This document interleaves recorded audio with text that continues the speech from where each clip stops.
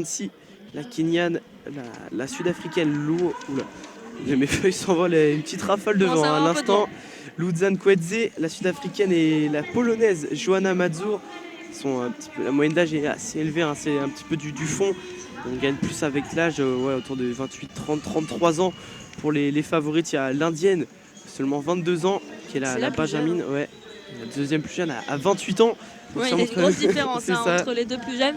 Et ça prouve qu'il y a beaucoup de densité dans cette discipline.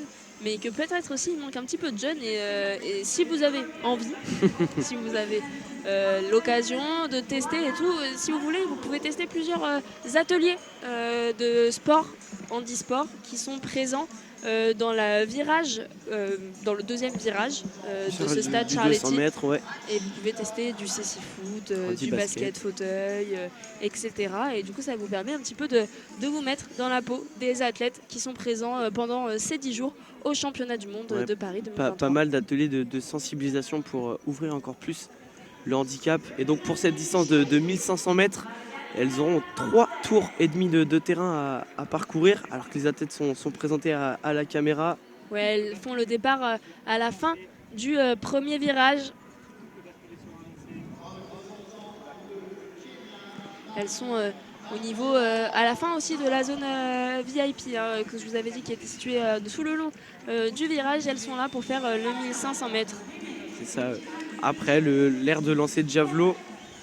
C'est terminé tout à l'heure, un sacré concours aussi que vous avez pu suivre en audio description sur le Canal Field.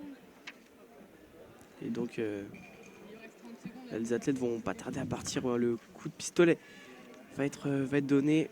C'est parti. Et c'est parti. Ouais. Alors, coup de pistolet qu'on n'a pas entendu. Ouais. C'était, je sais pas s'ils ont fait le coup de pistolet. Ouais. Ou c'était Alors plus qu'il y a discret. une athlète qui est partie un petit peu en tête. J'ai l'impression que c'est la Sud-Africaine qui est partie, qui s'est détachée tout de suite.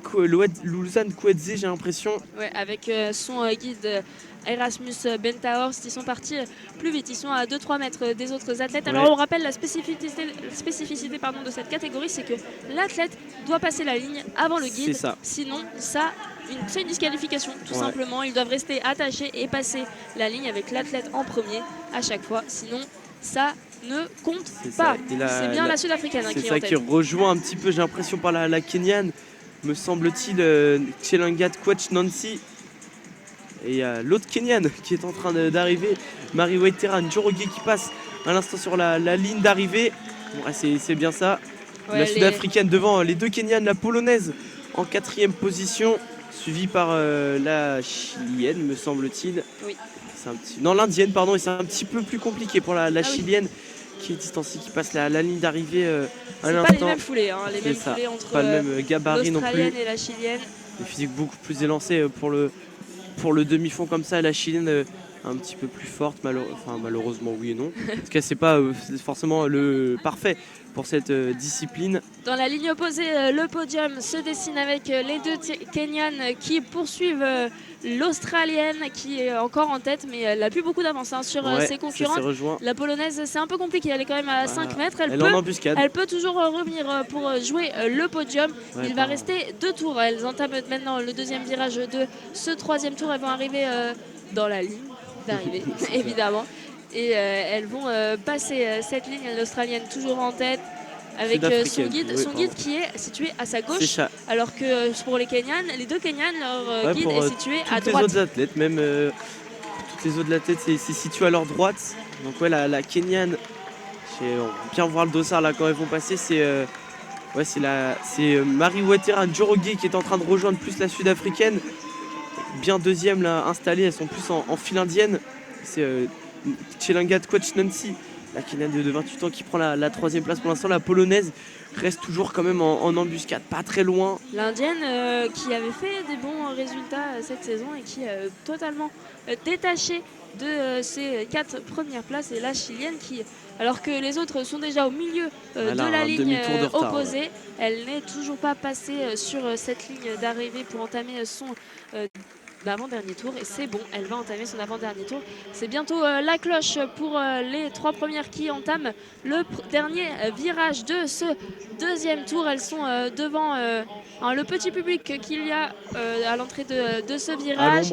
Toujours la Sud-Africaine en tête qui met un petit peu, elle est à 2 mètres maintenant. Ouais, qui met une petite accélération là, elle prend un petit peu de large avant l'attaque de la dernière ligne droite, ce dernier tour.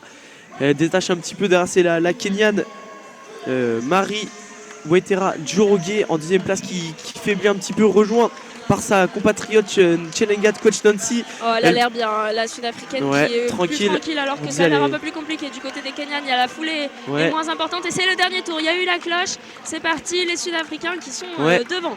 Et là, la Kenyane Nancy Chelengat Coach qui attaque là, qui est en train de déposer sa camarade, elle va essayer sa compatriote plutôt, elle va essayer de rejoindre la Sud-Africaine, elle va aller lâcher Marie Waitera Njoroge. Oui, mais elle a l'air lâchée. Est-ce que la Polonaise peut aller la chercher? C'est la vraie question. Elle est quand même à 10 mètres, la Polonaise, la Sud-Africaine ça craque vraiment. Toujours 5 petits mètres d'avance alors qu'on entame la ligne droite opposée. Et l'Indienne vient de passer la ligne d'arrivée. Il lui reste plus qu'un tour. La Chilienne, elle est à l'entrée de la ligne d'arrivée pour son dernier tour. Il lui restera encore un tour quand elle le passera alors qu'on est dans le dernier virage pour la Sud-Africaine. On fait un petit peu son retard là pour la Kenyane. Est-ce que ça va être suffisant? Est-ce que c'est un petit peu tard? En tout cas, la victoire va se jouer entre ces deux athlètes, la Sud-Africaine Luzan Kweze et la Kenyane Chelangat Coach Nancy. Ça va jouer peut-être au sprint parce que là, la Kenyane est en train de fortement revenir. Oh oui. On voit la team South Africa juste devant nous qui est en train d'encourager son athlète. Ils sont tous debout. Ouais, comme nous. Et là, ça va jouer au sprint. C'est la Kenyane qui fait la différence là pour l'instant. Mais la Sud-Africaine partie peut-être trop vite. La Kenyane qui finit très très fort. Victoire de Chelangat Coach Nancy, championne du monde de parathlétisme à Paris. 4 minutes 41, 66 secondes. Centième plutôt, c'est terminé en 2e position pour Luzan Kweze.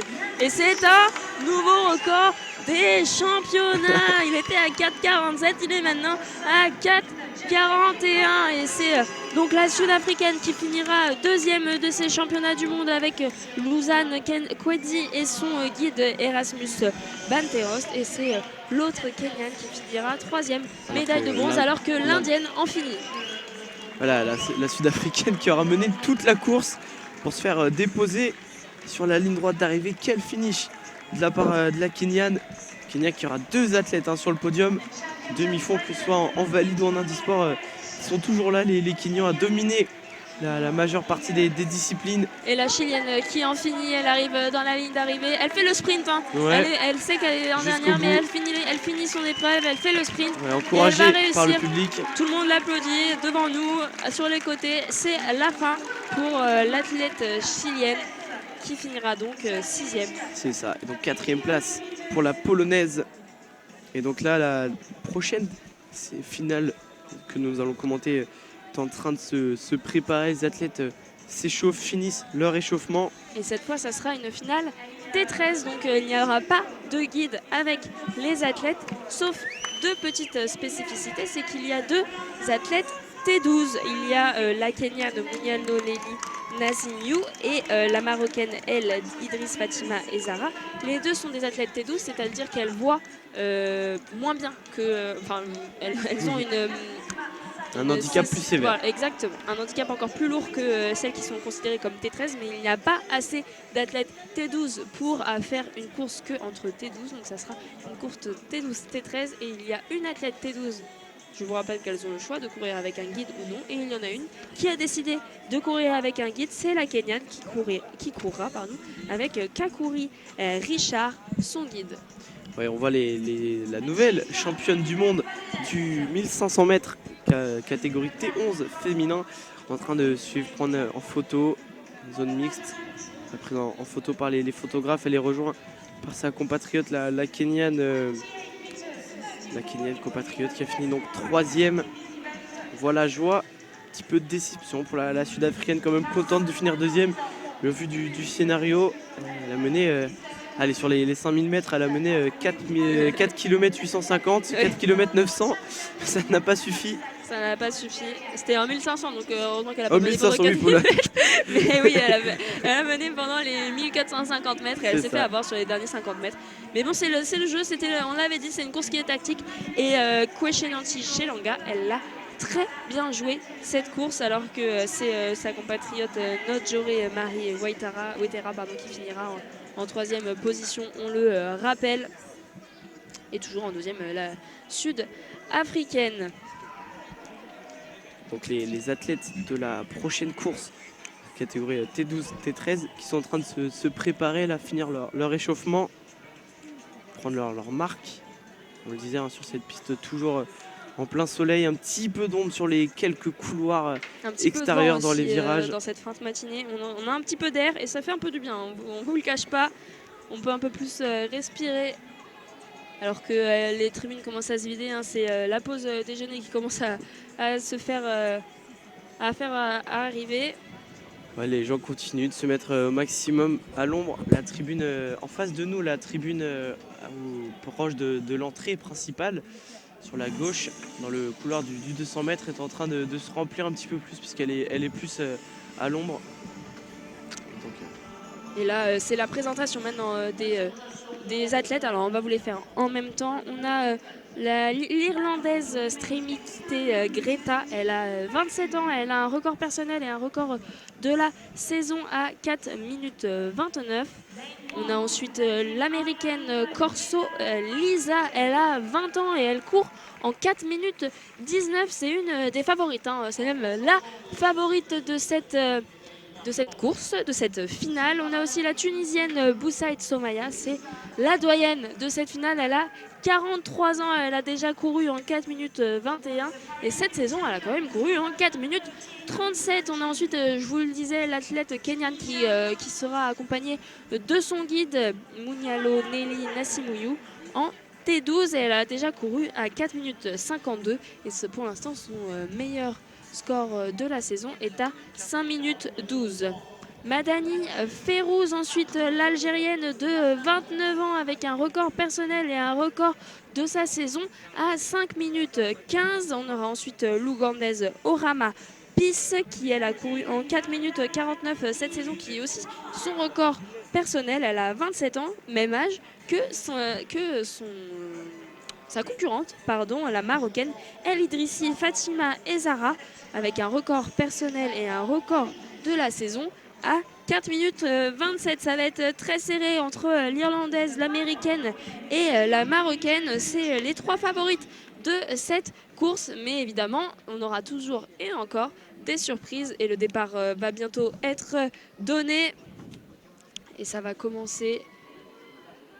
On attend non, je pense pas qu'il y ait de... Ah si, on voit quand même le tir, même si on ne l'a pas entendu sur la course d'avant. Et c'est parti. Ouais, dans le calme, un petit peu. C'est parti tout de suite, assez rapidement. Là, les athlètes qui prennent tout de suite leur rythme. Ils sont assez groupés là pour l'instant. Donc la musique qui donne envie de donner du rythme, donner du rythme, de danser. Avec pour l'instant une course assez groupée. Elle rentre dans le premier virage de ce premier demi-tour, on va dire, 3 quarts de tour. Et il me semble, on va attendre qu'elle passe devant. On va pas vous dire de bêtises parce qu'on ne voit pas, on voit plus du tout les maillots de loin avec le soleil. C'est ça, elles sont groupées, le soleil, la luminosité.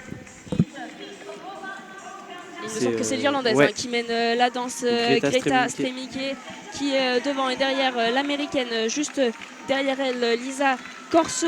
Et il me semble que c'est l'Ougandaise, Orama Peace, qui est en deuxième position. Et c'est qui est détaché, un maillot vert, c'est l'Algérienne Madani Ferrouz, est détachée. On voyait qu'il y avait un record personnel un petit peu plus loin. Alors elle a une petite dizaine de mètres. Ouais, finalement il n'y en a pas. Là. Elle court sans guide, Madani Ferrouz. Et ce qu'elle court, elles sont 6 pour l'instant sur la piste. Et ben elle ne court pas, voilà, c'est pour ça qu'il n'y a pas de guide sur la piste. Elle n'a pas commencé. Ouais, oui, elle est Do Not Start, elle est DNS sur les listes qu'on nous présente.